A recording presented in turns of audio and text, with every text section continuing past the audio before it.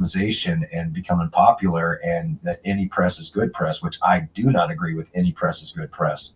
And the reason why I don't agree with that is because I've worked in the media for a lot of years, and I can tell you that that's not true, that any press is good press. Tell me how any press was good press after Mike Tyson bit Holyfield's ear off. Tell me how any press was good press when people found out that Nike was using children to make all their products in sweatshops. Tell me how um, good press or any press is good press every time that there's a campaign or an election when all you hear is negative campaign ads. I mean, that philosophy, you can pretty much wad that up on a piece of paper and throw it out the window as far as I'm concerned, because that doesn't work. Um, if any press is good press, there's a reason why they call it bad press. It's bad press. Yeah, well, that's the thing is, Yeah, well, I'm Russian Mids, and I don't we have want, anything good to say we're or trying to get the smart flatter truth out or there. anything related to what you just said. I'm just going to say whatever the fuck I'm going to say. Flat Earth for the longest time, and of course with the I'm going to be louder than everyone else, and I'm going to kind of talk in an obnoxious voice. Like, wait, what are we talking about again? Paul happens, and of course with Jake Bird, and yeah. So as far as what happened again, Logan Paul with was it the Denver conference? Logan Paul. You have Jake Bird. I don't know what you're talking about. Okay, well, when it came back down time to cool guys annoyed with like I him said, too, I and he feel can't really there's people I feel really sorry for because they tolerate much more. I mean, they've really dropped the ball as far as just doing things the right way and actually reaching out and talking to people and getting things together. As far as if friends are friends, you stay in touch and you contact when somebody reaches out to you. So that is what it is. But what I can tell you is after the Logan Paul thing, and I will tell you this, nobody, and I mean nobody that I know of, knew that Logan Paul was the guy in Denver. Nobody.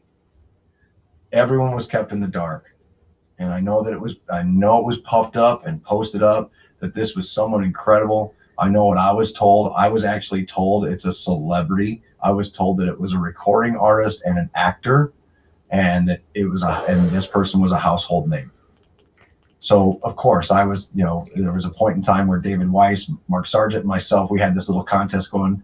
Who was going to be? Who was it? Who was it? People were taking claims on Mark Wahlberg and what's his face? Oh my gosh, just drew a mind blank. Robert Downey Jr.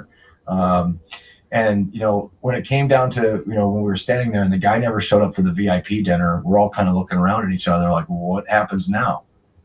There was a guy that should have been there explaining to people what was going on, but nobody seemed to be there and telling us what was going on. I mean, here I was at the MC and people were coming to me and I'm going, I don't know anything. I have no idea. I'm just in the same position that you're in.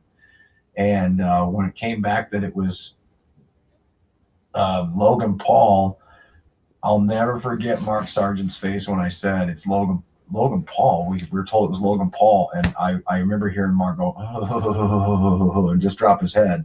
And I looked at him, I go, is it that bad? Like, who's Logan Paul? And I said, is he related to Ron Paul? I mean, that's how clueless I was. That clueless. Like, I had no idea. And there was a group of people around me at that point in time, like, who is this guy? And immediately everybody went to their phones, like, looking this guy up. Yeah, Rick, all I was going to say is, when I first saw him on stage, I'm going to be annoying again like and obnoxious. And not say something that's related to what you just said. Like, who's this guy? I was like, really confused. Why Ron would they Paul? The guy, and then he had no content, nothing, No, Rand nothing Paul. of substance. I'm like, son. what a joke this is. Oh. Again. Okay, that makes sense. Wait, what are we talking about again? Now the goddamn thing, motherfucker. Yeah, I felt bad for the people that spent money on the tickets because they were promised something that it was very much under-delivered. As a matter of fact, it was way under-delivered. It is what it is, but that's water under the bridge. So when all that happened, and I just said, I get it, water under the bridge, guy. I get it. Part of it. I talked to John, the floor director of the conferences, that he and I were the ones that kind of had to pick up the ball and figure out what to do. And you couldn't get a hold of people that were supposed to be in charge. And so as we're trying to go through everything, and every now and then we'd have to put fires out. And that's normal at any conference. That's part of being on the staff. You do to survive and get through it. And you know, it was a learning experience for some people, and others were looking at it going, shaking their head going, that's not the way to do it. And so certain things, I mean, there were people that could bring ideas to the table all day long, different people. And, you know, it was just kind of controlled to a certain extent, like, you know, it was somebody else's call. It wasn't, Man, I miss John Boy. Nobody else's but this one person's. And so when the time came that that I was asked again about being a part of it, I said, well, after talking with John, there's going to be some new rules as far as me being involved. And I said, and motherfucker says John, just like the dark thing, and it got before the Logan Paul thing even came out. I said, if I'm going to do this, if I'm going to be a part of this next year, I said, there's not going to be the media running around. I'm not going to be a part of it. I'm not going to have people disappearing and doing 18 interviews and bragging about doing 18 interviews when you could have done one press conference and had it done in an hour instead of disappearing the whole time. And, you know, like I said, there were fires to be put out, and, you know, nobody knew what to do. I mean, people were coming up to me about coffee. They were coming up to me about water. They were coming up to me about the lighting. They were coming up to me about the sound. And as an MC, I'm going, man, I would go and try and fix all these things. And then I was, you know, I just felt like, you know, where's the guy at that's supposed to be handling all this? Where's he at? And I really felt that way at the time.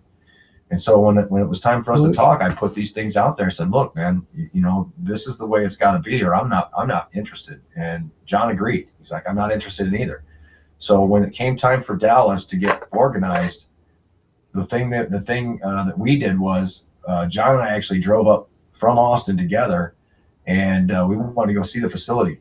And the first thing that we said was, and after having two separate conversations with the guy that was in charge of all this, we said flat out, both of us said that we are not going to be part of it if the media is running around, do the press conference, have a press room, and if the media wants to do an interview, they bring whoever it is and they check with you or whoever else that's in charge of picking who they're going to interview, so that the media can no longer paint the picture. You don't have another Logan Paul incident, and you don't have the media, like I said, controlling the narrative.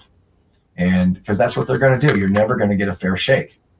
And so that's why I had said, I am not going to be part of it if that's the case. I'm done. I don't want it. I don't want any part of it. It's not what I want to do. It's not why I'm in this. Yes, I'm making a movie, but my movie is not about goofing off. It's literally, you know what? The movie that we're making is a movie that is going to make a lot of people go, oh, because you think you got it figured out and you don't. And it's going to be a wonderful movie. It's going to be great as far as you know, the talent that's involved and the things that are happening, and the visuals. Where I've been, I mean, we filmed things in Mexico. We filmed things in Colorado. We're getting ready to film some more stuff here shortly, just in about 10 days. We filmed during the 4th of July this year. We were able to get some stuff out at a really nice little lake house, a lot of car stuff, and great drone footage. I mean, it's not what it was originally set out to do. I mean, literally, like I said, this team came together, and it's going to be fun. And hopefully, and it's not just a movie for flat Earth believers. It's like I said, it's going to be a little bit of edutainment and a real story. So that's it. And it's based off a true story. And a lot of people say, yeah, it's kind of based off my story. You know, getting woke up to certain things and dealing with, you know, seeing how people treat others, you know, with that information and that epiphany, or if you want to call it an awakening. So, so as we ended up having that meeting with those folks. We had the meeting at the hotel with the people that the lady that was in charge of the event of the hotel, and then the guy that was in charge of all the sound. And you know, we said it right there. This is, you know, here's where the media room is. There's a reason why we have the media room, and there's a reason why we're going to do a press conference. And all I can tell you is that I thought that was still the agreement. I know that was the agreement that I made. And I can tell you this, that people thinking that I was part of this Jimmy Kimmel thing, the video that they have of me going up to the guy and talking was actually a part where I was trying to kick them out and get them removed from the facility, because I was told by one of them that they were ABC News National. And it turns out they were with Jimmy Kimmel. And a lot of them had their name badges covered up, and they had multiple name badges on, flipped around and stuff, so you could just walk up to somebody. And it took some time but we figured out that it was Jimmy